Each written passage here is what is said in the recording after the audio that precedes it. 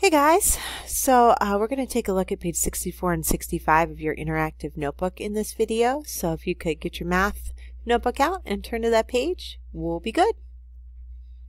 Alrighty, so you're looking at the white entry at the top of page 65 right now. So this just kind of gives you an idea of what each part of a decimal number really means. So at the top it says the decimal point separates the whole numbers, which are here, from the fractional part of a number. Fractional as in a piece of. So when you're looking at this ginormous number, it's basically 1,328 wholes, and that's what the decimal point says, and 1,095 ten-thousandths. So do you see how I took this decimal, the decimal portion of the number 1,095, and wrote it as a fraction, 1,095 ten-thousandths. In a whole number, the decimal point is all the way to the right, even if it's not shown in the problem. So the number 25, which we're all familiar with, can also be represented like this, 25 wholes and no parts.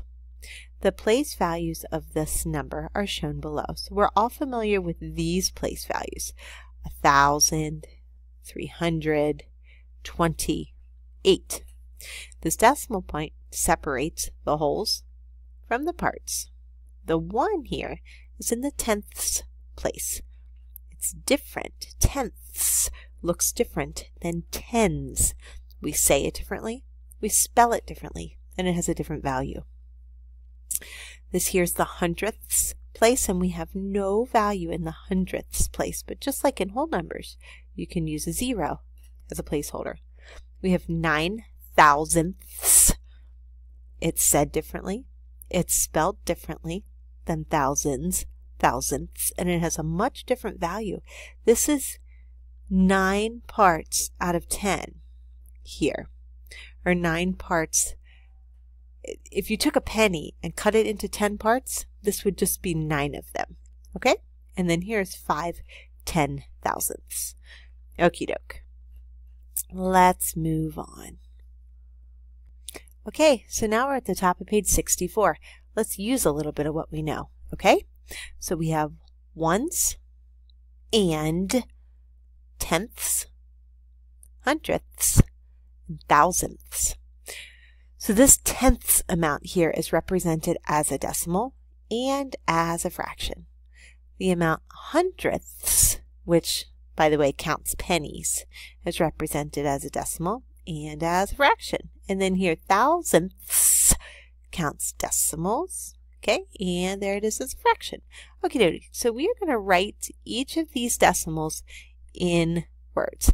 I'm going to type it because this space is so crazy small. There's no other way for me to fit it in. Okay? And didn't I just say I wanted small? Okay, so we're going to write this number as 2 and 598 tenths, hundredths, thousandths. Okay? Alrighty, let's try the next one. This number 2 here has no wholes. So we don't say wholes, and we don't say the and if there's nothing to separate it from. So I see the number 21. Do you? 21 tenths, thousandths. All you do is write out the number as you normally say it, and then state the place value of that last digit. Okay? Alrighty, last one here. So we have 1 whole and 6 tenths, hundredths, thousandths. Okay? So I know mine's hard to see. It's kind of over top of that line, and the line is crooked, but we're going to make it work. Alrighty, next part. Write each decimal using numerals. Numerals are digits. Then write the value of the 9 in each decimal. Okay, so 3 and 9 tenths. Alrighty, so we've got, so it's a 3 and put the 9 in the tenths place. Simple as that. That 9 is worth 9 tenths, right? 9 tenths. I'm going to kind of place that a little bit better.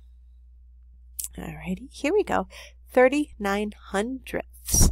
So how do we write that? Why does it default to giant? I don't know. Okay, so 39 hundredths. So that's no holes. And 39 with the 9 ending in the hundredths place. 39. That 9 is worth not 9 tenths this time, but 9 hundredths. Notice I have a THS on the end of both of these words.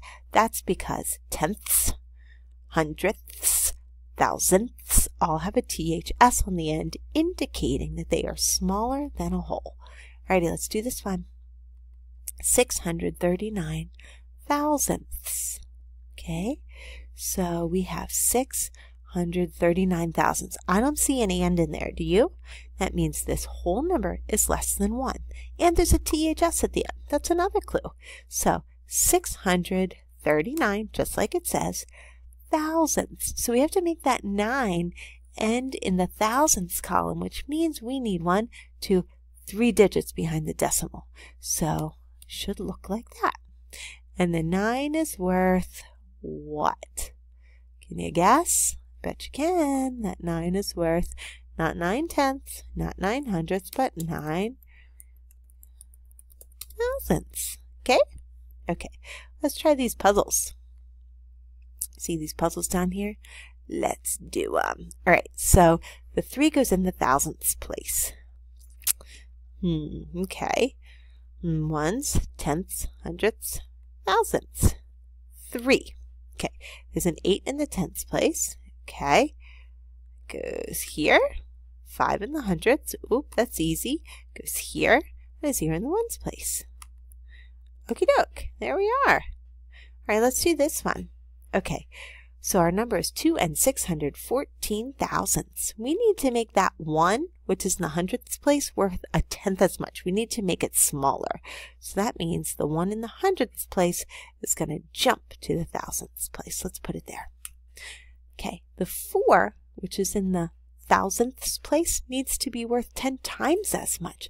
That's 1 place value jump. So we're going to put it in the hundredths place right here. Oh my goodness, come on. Oh, it doesn't want to. I don't know why. All right, put a 4 right there. Okay, the 2 needs to be worth a tenth as much. Right now it's 2 holes. To make it worth a tenth as much, we bump it to the right 1 spot. Okay, and then the 6 needs to be worth 10 times as much. That means it gets bigger by 1 spot, and our 6 ends up right there. 6 and 241 thousandths. Okay, last part of this video. I know you see 2. Let's change what you see here. I'm sorry. All right, I'm back on, we're looking at a purple entry right now. Okay, it's the one without the flippies. All right, so here's the word form. And then here's the number written out. I just want to help you read these, okay? 125 thousandths. I didn't see an and, so that means there's not wholes and parts. There's just parts because of this THS guy right here, okay? 125, and the 5 is in the thousandths place. So you write 125 and the word thousandths. It's that easy. Let's look at the next one. 100 and. Oh, okay, so here's the 100 and, that's our decimal point, 25 thousandths. So we write 25, but we have to end in the thousandths place. The thousandths place is 1, 2, 3 digits to the right of the decimal, but 25 only has 2 digits. So you gotta jam the 0 in there as the placeholder. 11 and, so there's 11, and 3 hundredths. Same deal. Here's that 3. It's got to end in the hundredth spot, but 3's only 1 digit, and the hundredth digit is 2 spots over. So you got to put a 0 in as a placeholder. Last one. 6,040. Okay, so here's the 6,040 and 9/10. Now, how come there's no 0 in front of that 9? Because the 9 is 1 digit, and the tenths column is 1 digit past the decimal. So that 9 fits right in there. Okay? All right, let's do the purple flap thing, and then we're done with this video. Okay, so your flap at the top here says 3/10 equals 3/10. 1/100th, see one little square colored in, equals 1/100th. A blank is a number with one or more digits to the right of the decimal point. It's related to fractions with multiples of 10 as the denominator. So here's your word bank. Which of these terms seems to fit on that line? I think it's decimal number. What do you think? So what I want you to do is, instead of writing it on this little tiny line, I want you to fold this flap shut and write decimal number on the outside of the flap, okay? All right, next one. When a fraction is written as a decimal, the blank is placed to the left of the fractional part to indicate that the number is less than a whole. So it goes right here. What is that? Oh, it's the decimal point. Again, write it on the outside flap. Decimal point. Spell it right. I did it for you. Okay, next one. Almost done. A blank is one of 10 equal parts of a whole. Wait, 10 parts? Could that be a 10th? It's to the place value to the right of the decimal point. 10th, write it on the flap. 2 more. And yes, my word bank's in order. A blank is one of 100 equal parts. Oh my gosh, that must be 100th. Look here, this hole is cut into tens, and we colored in 3 of them 3/10. Here, the hole's cut into hundredths. We colored in 1 of them, 1 out of 100, 100th. There it is, 100th. All right, last guy. Okay, says, blank are 2 or more decimals that share the same amount. All right, so that's going to be equivalent decimals. I'm going to show you something here. So see this here? 5/10. The 5 is in the 10th place, right? 5/10 is, newsflash, the same as 50 hundredths. You could have 5 dimes, 5/10 of a dollar, which is equal to 50 pennies or 50 hundredths of a dollar. Oh my gosh, they are equivalent decimals. Last flap. Okay, hope that was as easy as I think it is. I'll see you later. Bye, guys.